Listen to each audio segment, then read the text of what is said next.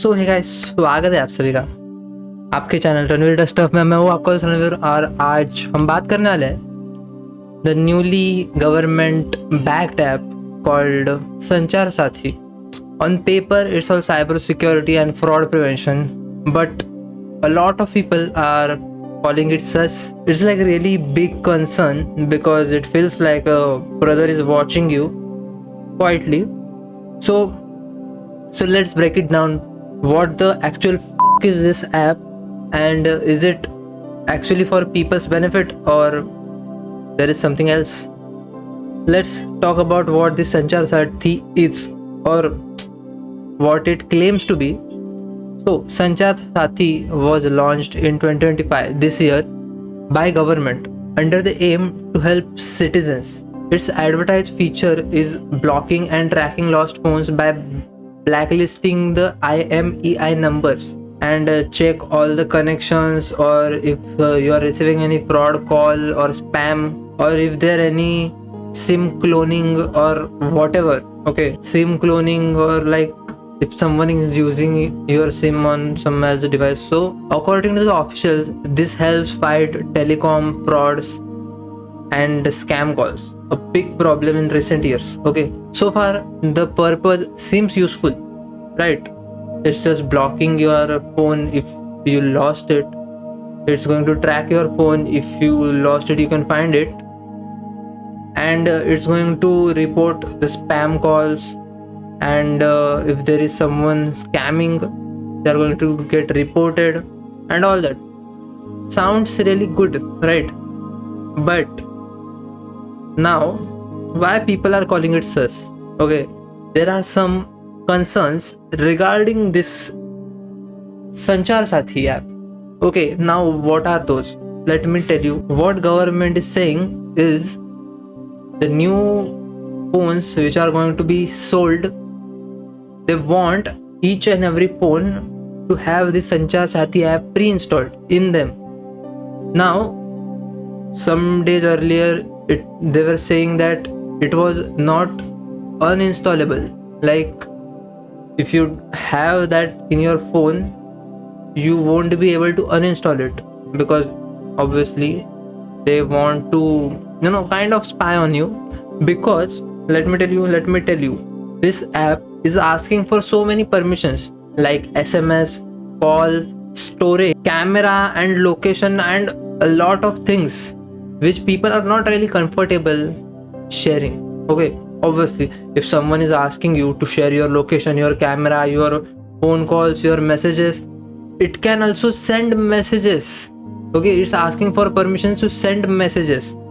So that's a really huge concern for a lot of people. Obviously, critics say if the app is really controlled by government and all these permissions come pre-installed and cannot be disabled, that gives a root level potential to monitor use. A lot of people are afraid that it might be used for mass surveillance or monitoring call, SMS, or data, tracking location activity without explicit permissions or informed consent. And the mandatory installation directive before the backlash further eroded trust as citizens felt autonomy over their own devices were undermined. Now, let's talk about what the government officials are saying and trying to make people chill down, because obviously this sounds really scary, because you are going to get permission of my camera, my messages, my storage, which is really a huge concern, because each thing is going to be included in that, right? My photos, my videos.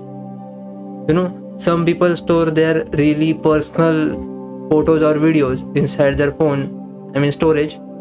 So that's going to be a huge concern, because what if government just access those photos and just they can use it.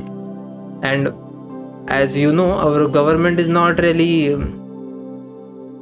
going in a good path. I don't want to say anything about it, but let's just stick to it.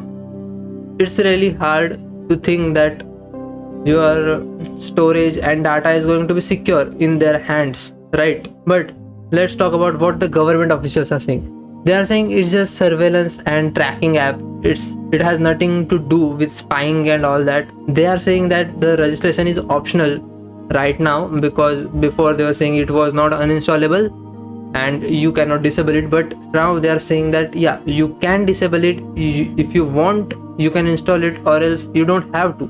Now their justification in these years, the telecom frauds and SIM card duplications and IMEI spoofing skyrocketed. Okay, and this tool is just going to protect all this and users from losing or falling in some scammers' hands. Now, why it's controversial? Let's look at that. On the one hand, many people fall prey to these scams and IMEI spoofing and all that.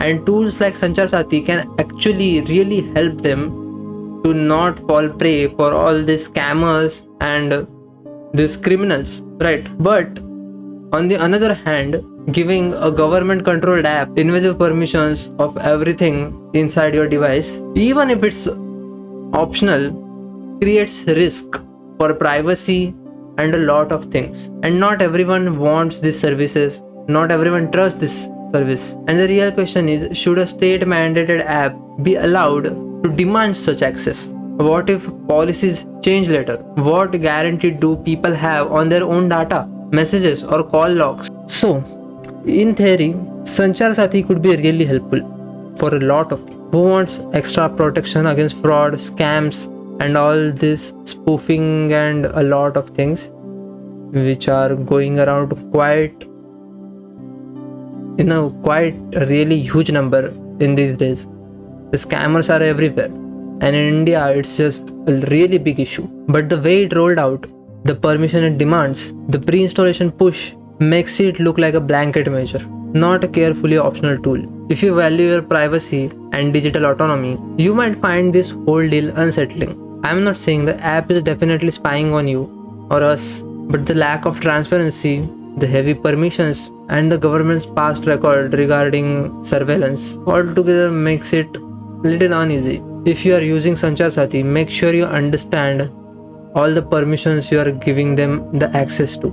And if you are not comfortable, you don't have the reason to think twice. Let me know what you think. A useful tool or a privacy red flag? So that's it for today. I hope you guys liked today's video. I just tried to explain what people are saying and what on some blogs people are writing about, because this app seems very shady. Okay, I don't want to criticize it, or I don't want to give you a bad opinion about this. Okay, it sounds shady because it's asking for a lot of permission, and as we all know, our government is not really good at keeping people's data safe. And yeah, so stay aware, just read all the documents before installing this app, and if you are giving all the permissions to it, just be concerned about it. Okay, if you are not comfortable, just don't install it. Okay, you don't have to install it. Okay, government is not going to force you to install it. Okay, and they are saying that they want this to pre-installed in phones. I don't know if they are going to do this or not, but let's see. If they did, it's going to be really bad for us too and for them too, I guess, because it's really not a good way to introduce an app in people's lives by forcing them, right? They should have said that, oh, it's just normal. They should have introduced the app really like little smoothly and not like forcefully.